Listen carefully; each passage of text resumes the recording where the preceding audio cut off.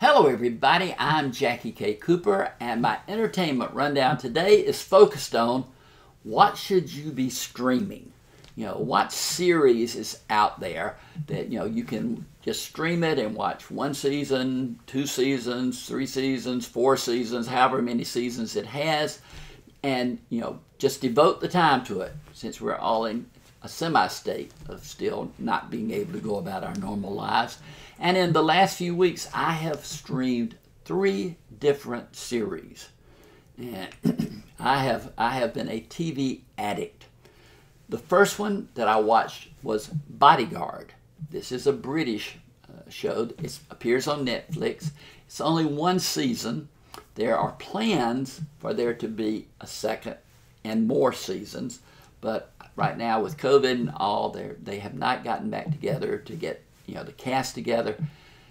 The Richard Madden, who is the star who plays the bodyguard, he's a member of the British security force that provides a bodyguard or security to high up government officials, and he is the bodyguard assigned to a woman who has a high position in government, almost the leader of one of the parties there. She's played by Keely Hawes, and it gets into his personal life. He's separated from his wife.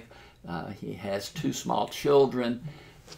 At the very start of the film, had taken them somewhere and was bringing them back to their mother's house. He's on like a subway, and there is a bomber on the train, and he gets drawn into that situation voluntarily, and then other activities evolve later on from this bomber incident that does take place. It's got a lot of political overtones in the film, but I was hooked on this one from the first episode. Richard Madden fills all the requirements for a leading man. He's believable with the romantic elements. He's believable with the dramatic element. He's believable with the physical requirements that are there. There's good chemistry between him and Keely Hawes, and you just are waiting for each episode of what's going to happen next, and it's like 10 episodes or something like that. So you've got like a 10-hour movie that you're watching, because it just when you go, it just goes right to the next episode, no commercials, nothing to bother you in that respect. But again, the research that I have done says that they are planning a second season of Bodyguard. That everybody's still enthusiastic about it. Richard Madden supposedly is still enthusiastic about it. So it will evolve right into it. As soon as I get word that season 2 is coming out, I will let you know, because I'll be excited about it. Then I went from that to a series called Mindhunter. A friend of mine has said, "Oh, you've got to watch it. There's only 2 seasons, but you will love it. You'll just love it, because it deals with an arm of the FBI that was created to study actual serial killers. I mean, the people in this unit, there are 2 main people in the unit, 3 main people, 2 men and a woman, and then another man later joins the group. But they study, people, like Charles Manson, Richard Speck, Wayne Williams, all of that. But they use trying to, the interviews and the background of these people to forecast, what crimes will evolve into serial crimes, which I think is, murders, 3 or more murders makes it a serial crime. But Jonathan Groff is one of the main people in this show. He's gotten a lot of attention lately because if any of you have seen Hamilton, which I think a lot of you have since it's available on Disney+, and then there was a Broadway play, and he was in the Broadway cast. But he plays King George, who comes out and sings a song about "You'll Be Back." And I've seen analysis of his performance in that play, word by word almost. But Jonathan Groff used to be on Glee. He was on that series for a while. But he is one of the 2 males who are in this unit to study serial killers. The other one guy is played by Hope McCallany. McCallany. And they are both great. And then the woman who is like the psychiatric advisor or participant is played by Anna Torf, who I used to watch Fringe, and I loved her on Fringe. It was kind of a supernatural sci-fi type show, but it still focused around her, and she was great. And she is great in this series. All three of those actors, and they have a strong supporting cast. And when they, at some point they interview Charles Manson, this guy looks just like Charles Manson does in the pictures that I have seen. But when I started watching it, and I had my friends saying, "Oh, you're going to love it, you're going to love it, you're going to love it," I didn't love it at the start.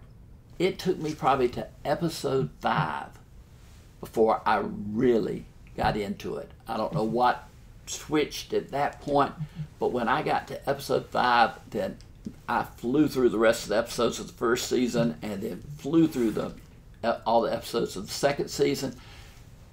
There are plans. This was supposed to be a 5-season series, but with, again, COVID and things like that, they haven't been able to get back together, but they're still planning to. Everything says it has not been canceled. You will get a chance to see it. So I'm anxiously anticipating seasons 3, 4, and 5. And there were things in season 1 and 2 that were left unanswered that you think, oh, they're going to be answered in a later season. But overall, like I said, it took me some time to get into it.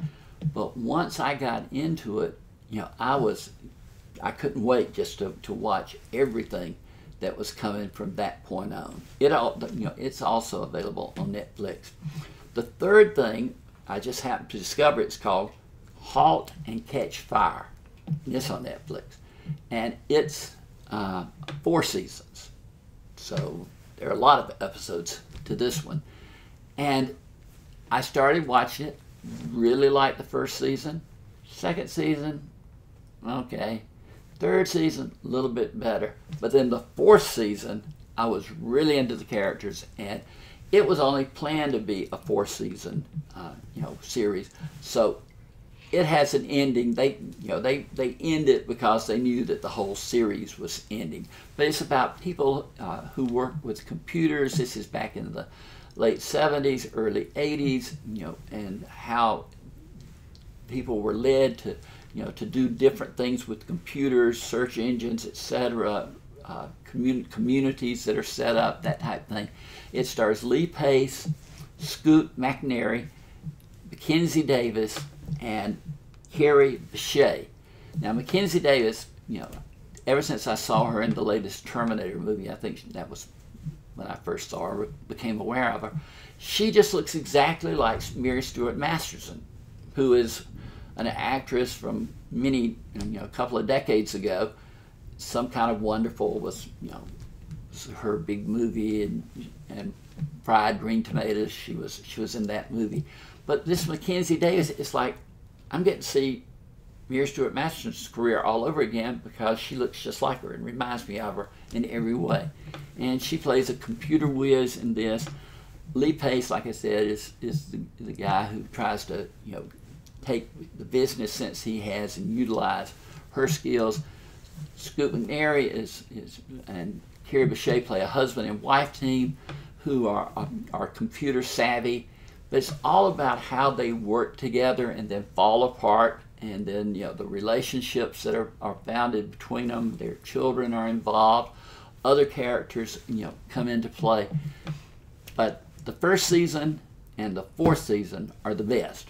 The second and third, not bad, but still not as compelling. But I think that it's something that you would like to see. I never learned as much about computers in my life as I did in this series, and getting of what goes on behind them and what's taking place. So I was really informed. But if you're sitting back and you're thinking, what can I watch? What can I get involved with? I recommend all 3 of these series. Bodyguard, 1 season, Mindhunters, 2 seasons, and Halt and Catch Fire, which is 4 seasons. So I know there are other shows that are more well known, but you might want to look these up. It certainly provided me with a lot of entertainment. So those are my recommendations. Anyway, reach down there, hit the subscribe button. You know, I'm trying to keep you informed of all forms of entertainment, movies, books, etc. And now these are series that you can actually stream. So for today, this has been Jackie K. Cooper's Entertainment Rundown with what's good for you to stream.